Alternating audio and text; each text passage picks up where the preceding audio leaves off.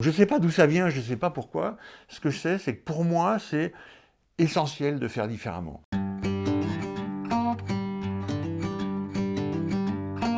Moi, ça me fait triper chaque fois que c'est pas comme les autres, chaque fois qu'il se passe des choses différemment. Et après, professionnellement, ou en tout cas dans mes jobs ou dans ce que je fais, j'essaie toujours de faire différemment aussi. Je ne sais pas si c'est de la prétention parce que je veux exister, et pour exister, il ne faut pas faire comme les autres. Si j'essaie de faire de l'intelligence artificielle comme tout le monde, que j'essaie de me battre avec Google, Facebook, Alibaba, Tencent et les autres, en faisant la même chose qu'eux, c'est-à-dire en étant sur le même terrain qu'eux, mais je suis perdu d'avance, évidemment. Et c'est le vrai de toute start-up. Si on va jouer sur des terrains qui existent déjà, où il y a déjà des grands qui sont en présence, soit on a un truc pour être vachement meilleur qu'eux, mais punaise, c'est pas facile, soit il ne faut pas qu'on aille sur ce terrain-là. Sur l'intelligence artificielle, les autres, ils sont plus riches, plus intelligents, plus brillants, ils essayent plus de choses, ils ont plus de moyens. Enfin, c'est juste pas possible de les battre sur leur terrain. Pour moi, cette guerre est perdue d'avance. Par contre, on peut changer de terrain, on peut aller sur le terrain d'après.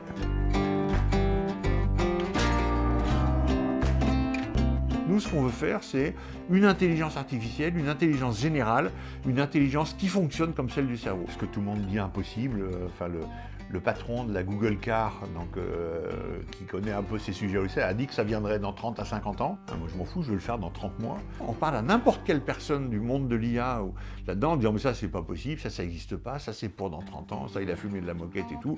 Très bien, ils peuvent penser ce qu'ils veulent, n'empêche que nous, c'est ça qu'on a décidé de faire, c'est ça qu'on veut faire, je pense que eux aussi, sauf qu'on ne se fixe pas d'étape intermédiaire, on va directement vers ça. Et aller directement vers ça, c'est tracer une route sur laquelle il n'y a personne, c'est trouver d'autres approches, et donc il faut chercher, il faut les trouver, et forcément ça passe par des cultures et des profils différents. Et c'est quelque chose, moi, qui me touche beaucoup. La nature, elle ne fait pas des modèles. La nature, elle fait de l'incrémental. La nature, elle est pilotée, présidée par l'évolutionnisme.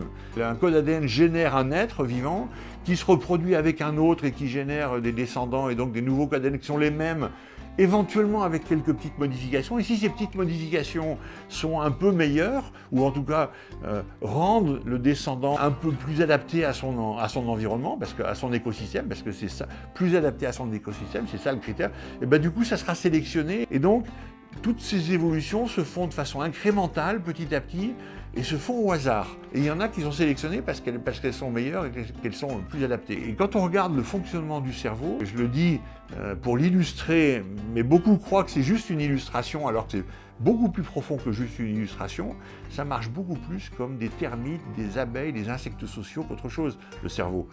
Vous prenez 50 000 termites, vous les mettez ensemble, vous obtenez une termitière. Les termites, c'est stupide, ça fait 3-4 mm de long. Une termitière, ça peut faire 5 mètres de haut. Il y a l'air conditionné dedans. Il peut faire 12 degrés de moins qu'à l'extérieur. Il fait 40 dehors, il fait 28 dedans. L'humidité est contrôlée, la vitesse de circulation de l'air est contrôlée. Enfin, c'est un travail d'ingénierie incroyable, une termitière. Il y a un architecte là derrière, il y a un ingénieur. Eh ben non, c'est juste un truc qui émerge du comportement de comportements simplistes et primitifs de 50 000 animaux. Voilà. Et pour moi, l'intelligence, c'est comme ça, et le cerveau, il fonctionne de la même façon. Il y a l'équivalent dans le cerveau de structures qui correspondent à ce que peuvent faire des termites ou des fourmis, et leur comportement collectif, ça s'appelle l'intelligence, et ça donne ça. Nous, on est parti sur cette approche qui n'a rien à voir, qui est complètement autre, et parce qu'elle est autre, elle m'intéresse, parce qu'elle est haute, je veux la pousser jusqu'au bout, parce qu'elle est haute, je sais qu'en arrivant au bout, on va faire quelque chose qui sera meilleur que tous les autres et très différenciant. Donc ça, c'est un sujet important. Et d'ailleurs, je cherche à recruter des entomologistes pour faire de l'IA. Un entomologiste, c'est quelqu'un qui s'occupe d'insectes, qui comprend et qui étudie et qui analyse les insectes. Comprendre comment fonctionnent les insectes, en particulier les insectes sociaux.